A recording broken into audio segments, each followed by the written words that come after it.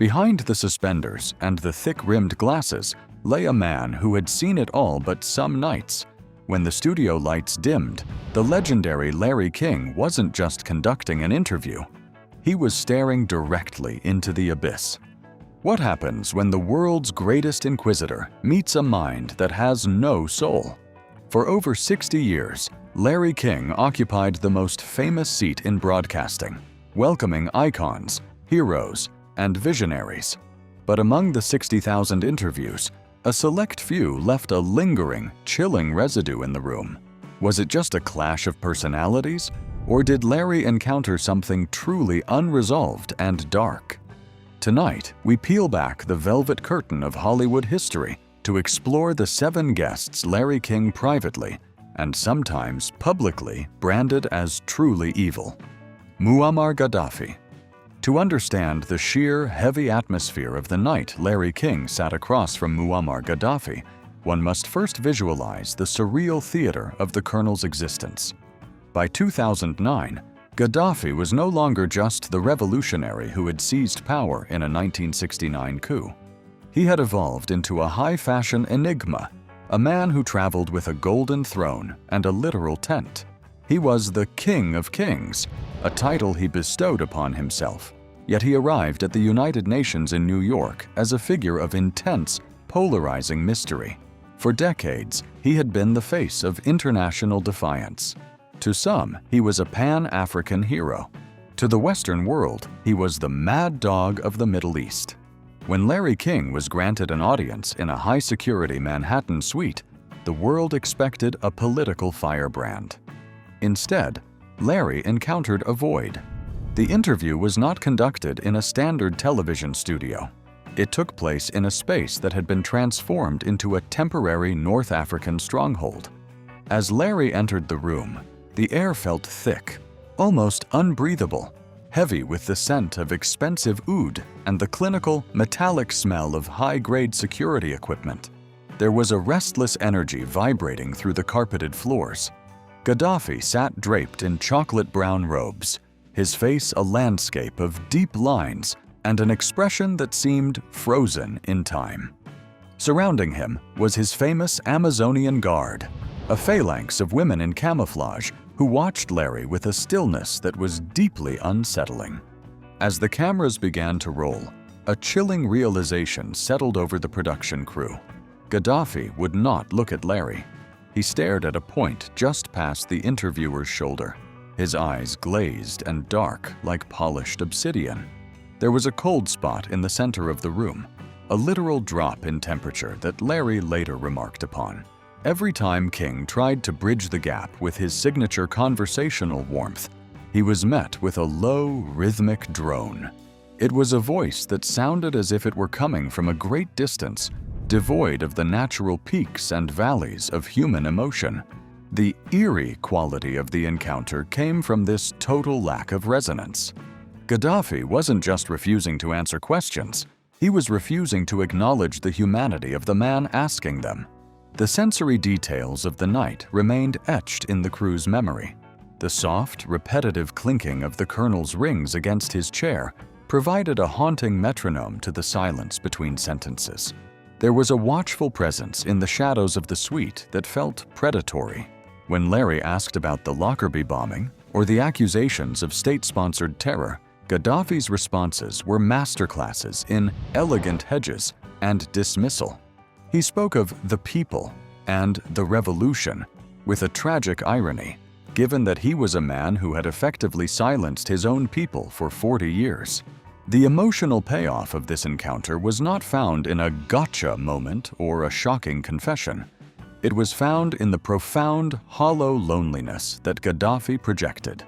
He sat in the middle of a global metropolis, surrounded by guards and advisors, yet he appeared utterly abandoned by reality. Larry King, the man who could find common ground with anyone from Frank Sinatra to the Dalai Lama, found himself staring at a man who had built a wall of evil so high that even the most famous inquisitor in the world couldn't see over it. As the lights finally dimmed and Larry walked out into the New York night, he reportedly felt a sense of unfinished business, a lingering weight that comes from looking into a soul and finding only a desert. Diane Downs. In the sprawling archives of true crime, few names evoke a more visceral reaction than Diane Downs. She was the woman who, on a dark Oregon road in 1983, became the central figure in a tragedy that redefined the public's understanding of maternal instincts. By the time she appeared on Larry King Live years later, she had transitioned from a desperate mother seeking help to a convicted killer serving a life sentence. To the world, she was a monster. To herself, she was a victim of a grand conspiracy. When Larry King sat across from her, he was not just interviewing a prisoner. He was entering a psychological labyrinth designed by a master of manipulation.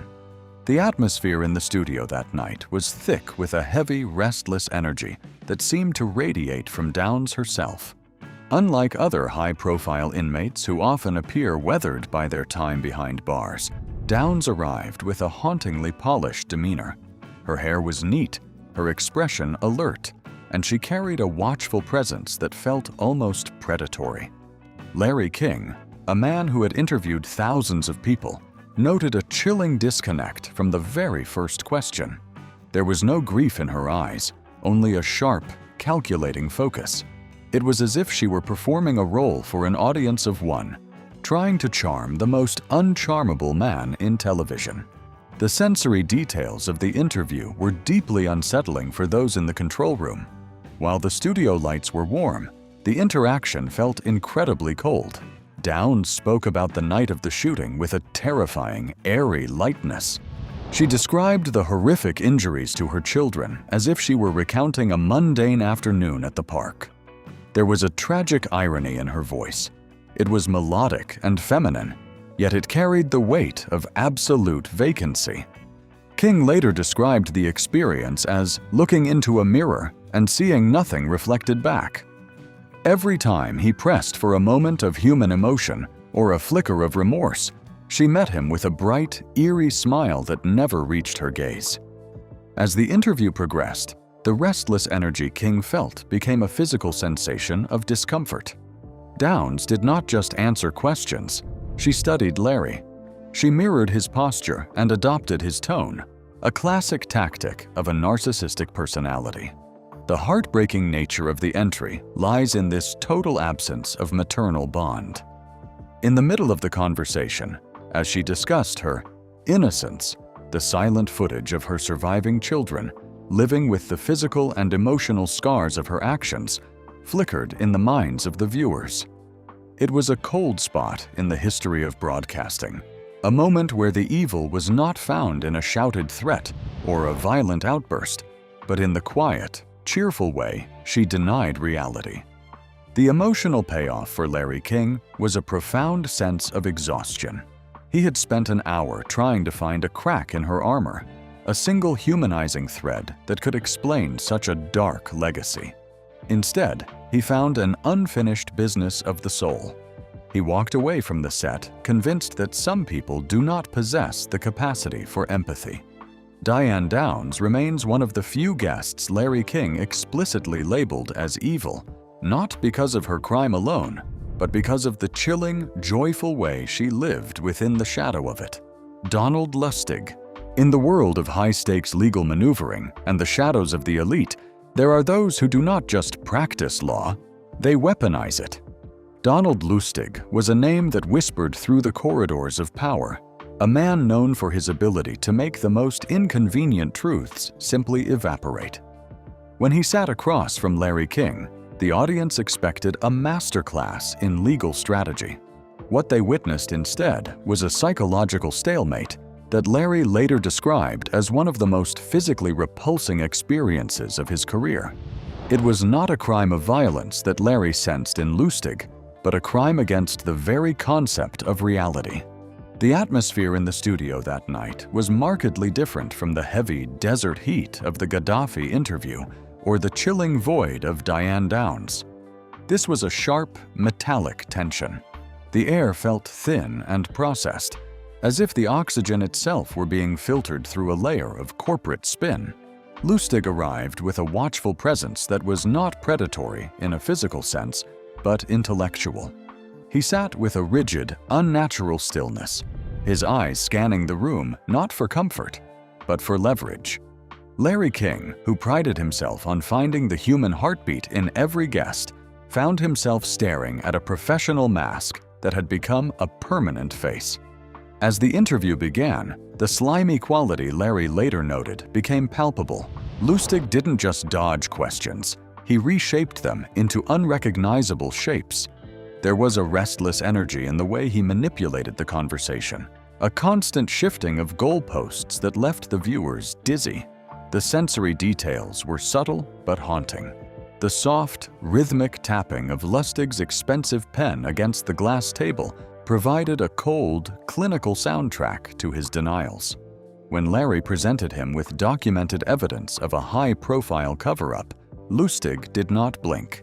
He smiled a slow, practiced smile that seemed to suggest the truth was merely a matter of perspective.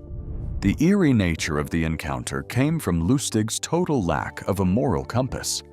He discussed the ruin of lives and the subversion of justice with a chilling, airy detachment. There was a tragic irony in his eloquence. He was a man of immense intelligence who used his gifts to build a labyrinth of lies. Larry King later remarked that he felt unclean after the segment, as if the guests' words were a physical film coating the microphones and the monitors. It was the business of a man who had traded his soul for a winning record, leaving no room for a genuine human connection. The emotional payoff is the realization of the death of discourse. In Lustig, Larry King encountered a man who had effectively murdered the possibility of a shared truth. The evil Larry identified was the cold, calculated destruction of integrity for the sake of a client or a paycheck. As the cameras cut to a commercial break, the silence in the studio was absolute. Lustig simply adjusted his tie, checked his watch, and walked away, leaving behind a lingering, restless energy that haunted the crew for weeks. He was the architect of deception, a guest who proved that sometimes the most dangerous people in the room are the ones with the most polished resumes. George Lincoln Rockwell. To step into the archival footage of 1967 is to witness a version of Larry King that was still forging his legendary status in Miami. Long before the global platform of CNN, Larry was a local radio powerhouse known for his fearless pursuit of the truth, regardless of how uncomfortable that truth might be. The night he sat across from George Lincoln Rockwell, the founder of the American Nazi Party, the air in the studio did not just feel heavy, it felt radioactive. Rockwell arrived not as a ranting street preacher, but as a man of terrifying, polished precision. He was a former Navy commander who had traded his uniform for a swastika, and he brought with him a watchful presence that seemed to chill the very electrical components of the broadcast booth. The incident remains one of the most stark examples of evil in Larry's long career because of its clinical, cold nature. Before the interview even began, Rockwell issued a demand that set a haunting tone for the evening. He insisted that Larry, who was Jewish, must not touch him or even lean too close. There was no heat in the command, only a flat, robotic detachment that was more insulting than a shouted slur. Larry, ever the professional, agreed to the terms, but the restless energy in the room became a physical weight. The sensory details of the night were dominated by this enforced distance. The smell of Rockwell's pipe tobacco hung in the air, a domestic and almost grandfatherly scent that stood in jarring contrast to the venomous ideology he began to calmly articulate. As the reels turned, Rockwell spoke of a world divided by blood and bone with a rhythmic, academic cadence. He did not scream. He did not lose his temper. Instead, he utilized a chilling, airy logic to justify the unthinkable. Larry found the eerie quality of the guest rooted in this lack of visible rage. Rockwell was a man who had intellectualized his hate to the point where it felt like a mathematical equation. The tragic irony was that such a disciplined mind was being used to architect a philosophy of destruction. Larry later recalled the way Rockwell's eyes remained fixed and unblinking, a watchful presence that felt like a predator observing a specimen through a glass partition. The tension in the booth was a ticking time bomb. Every time Larry pushed back with facts or human appeals, Rockwell met him with a slow, practiced smile and a dismissive wave of his pipe. It was a cold spot in the history of civil discourse, a moment where the unfinished business of the Second World War seemed to walk back into the room and take a seat. The emotional payoff of the encounter was a profound realization for the young interviewer. Larry understood that night that the most dangerous form of evil does not always wear a mask or carry a weapon. Sometimes it wears a suit and speaks with the authoritative voice of a commander. When the interview concluded, the silence that followed was absolute. Rockwell left the studio with the same rigid, military posture with which he had arrived, leaving Larry to grapple with the realization that he had just shared a small space with a void. This encounter remained a benchmark for Larry King throughout his life. It was a reminder that the human voice, while capable of great healing, is also the primary tool of the architect of hate.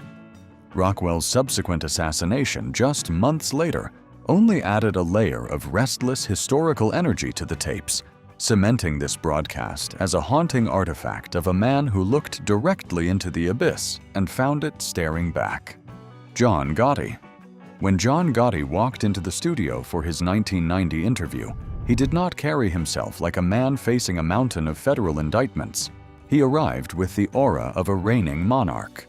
Known to the tabloids as the Dapper Don, Gotti was the head of the Gambino crime family, a man whose expensive Brioni suits and perfectly coiffed hair made him a folk hero in certain corners of New York. To Larry King, however, Gotti represented a specific brand of professional darkness. He was a man who had mastered the art of being charming while maintaining a predatory edge that made the air in the room feel heavy and pressurized. The atmosphere during the taping was unlike any other celebrity encounter. Usually, a high-profile guest brings a flurry of assistants and publicists. Gotti brought a different kind of entourage.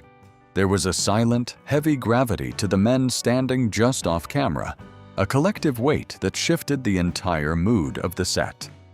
Larry later noted that the usual backstage chatter died down to a whisper the moment Gotti entered the building. It was not just respect, it was a profound, systemic dread. Gotti himself sat in the chair with a relaxed, almost regal posture, but his eyes were constantly moving, cataloging every person in the room with a sharp, analytical focus. As the interview progressed, the disconnect between Gotti's public persona and his private reality became the focal point. He spoke about his neighborhood and his business with a polished, streetwise eloquence. He presented himself as a simple man of the people, a victim of government overreach who just wanted to be left alone. Yet, beneath the easy smiles and the Bronx cadence, there was a jagged, underlying threat.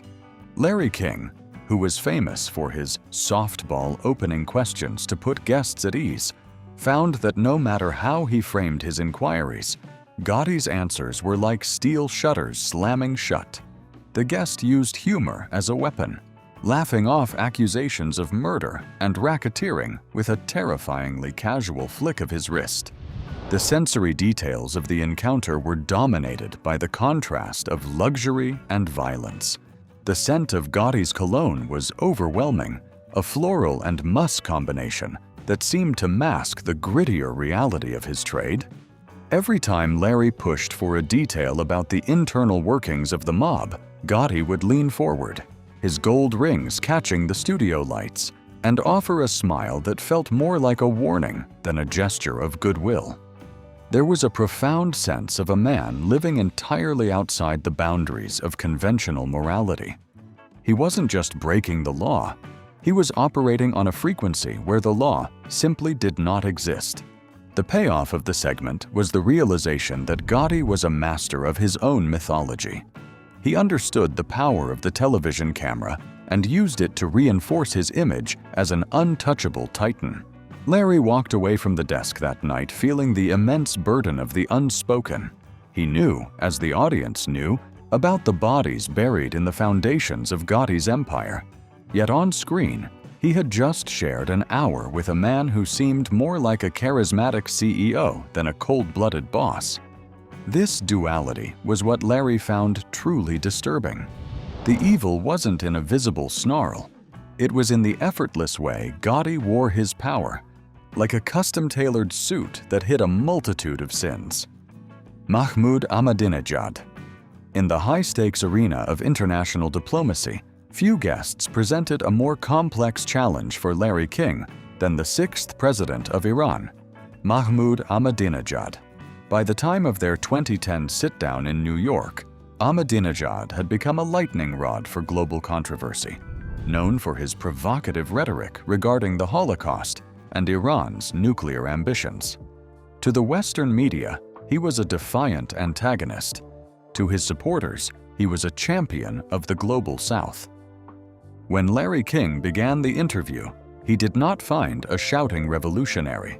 Instead, he encountered a man who weaponized politeness and utilized a terrifyingly still demeanor to deflect every hard-hitting question. The atmosphere in the room was defined by a profound, artificial calm. Unlike the heavy, muscular tension of the John Gotti interview, the air around Ahmadinejad felt sanitized and intellectually rigid. He arrived without the typical opulence of a world leader, wearing his signature modest windbreaker, a sartorial choice designed to project the image of a humble servant of the people. However, this humility was a thin veil for a formidable ideological wall. As Larry leaned in with his trademark curiosity, he found himself hitting a barrier of polite circular logic that was as impenetrable as any physical fortress. The sensory details of the evening were rooted in Ahmadinejad's physical control. He sat with an unwavering posture, his hands resting quietly as he spoke in a soft, melodic Farsi that was then translated into a deliberate, flat English. He never blinked during the most intense exchanges. This lack of physiological reaction to difficult topics created a sense of profound disconnection. When Larry asked about the human rights record in Iran or the suppression of protesters, Ahmadinejad would respond with a slow, practiced smile. It was a facial expression that remained fixed while his eyes remained entirely neutral, creating a jarring contrast that made the production staff visibly uncomfortable. One of the most disturbing aspects of the encounter was the way Ahmadinejad used rhetorical questions to dismantle the interview process. Rather than providing answers, he would ask Larry about American history or Western foreign policy, effectively flipping the script and turning the inquisitor into the subject. This was not the clumsy evasion of a typical politician. It was the calculated maneuver of a man who believed he held the moral high ground. Larry later remarked that it was like trying to catch smoke with his bare hands. The evil that Larry sensed was not born of a violent outburst, but of a total, absolute certainty in a worldview that left no room for the humanity of those who disagreed. The payoff of the segment was a masterclass in the limits of dialogue. Larry King had built his career on the belief that if you talk to someone long enough, you can find a common thread of truth. With Ahmadinejad, that belief was pushed to the breaking point. The guest radiated a sense of being entirely untouchable, a man who viewed the interview not as a conversation, but as a platform for a pre-written monologue. There was a lingering feeling of a missed opportunity for a bridge between cultures, burned away by a perceived inner darkness that manifested as a refusal to engage in honest reflection.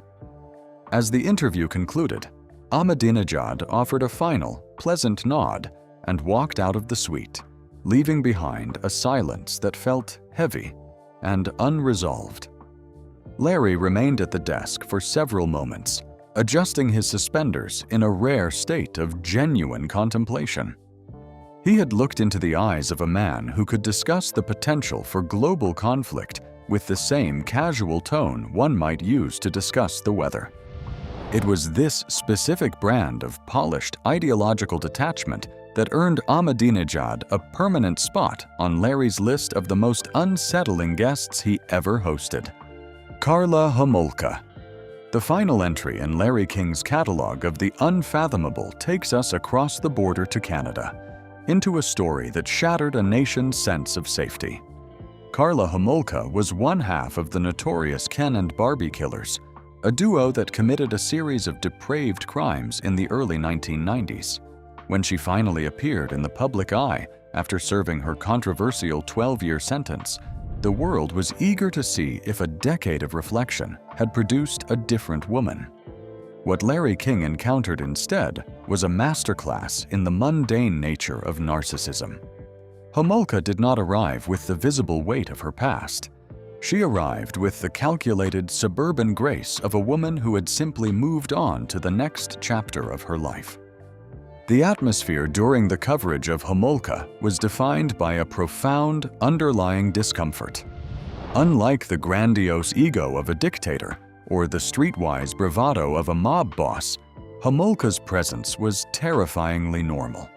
She looked like anyone you might pass in a grocery store or see at a school PTA meeting. This ordinariness was exactly what Larry found so repulsive. As he delved into the details of her life after prison, he found a woman who spoke about her new identity and her family with a pleasant, airy detachment. There was a total lack of a moral anchor in her voice. She discussed the most horrific period of her life as if it were a youthful indiscretion that had been unfairly scrutinized by the media. The sensory details of the Homolka case were rooted in the contrast between her soft, feminine exterior and the jagged reality of the evidence tapes that had originally convicted her. Larry noted the way she maintained a perfectly pleasant facial expression while discussing the loss of her own sister, a victim of the very crimes she participated in. There was a stillness in her that was not the peace of a reformed soul, but the silence of a void. She did not fidget or show signs of anxiety. She sat with a rigid, social politeness that felt like a suit of armor. Every question Larry posed about remorse was met with a practiced, legalistic response that focused on her rights and her future, rather than the lives that had been extinguished. One of the most disturbing elements of the Homolka profile was her ability to position herself as a victim of her partner, Paul Bernardo. While there was no doubt of his brutality, the archival evidence painted a picture of a willing and active participant. Larry found the way she manipulated the narrative of her own life to be a sophisticated form of psychological warfare. She was not just asking for forgiveness, she was demanding a total erasure of the past. The unfinished business of the case was the lingering sense that the true extent of her darkness remained hidden behind a mask of suburban domesticity. The payoff of this final chapter is the realization that some forms of darkness are impossible to reach through dialogue. Larry King had spent 60 years talking to the world. Yet in Homolka, he found a person who used language as a tool for concealment rather than revelation. She was a guest who proved that the most dangerous people are often the ones who look the most like us. She didn't have the eyes of a monster. She had the eyes of a neighbor, which made her evil far more difficult to categorize. As Larry reflected on her years later, he remained struck by the quiet, joyful way she seemed to inhabit a life built on top of a graveyard. Thank you for joining us for this deep dive. If you enjoyed this journey through the darker chapters of broadcasting history, like this video and subscribe to our channel to gain access to more exclusive unearthed mysteries and the untold stories of the icons who shaped our world.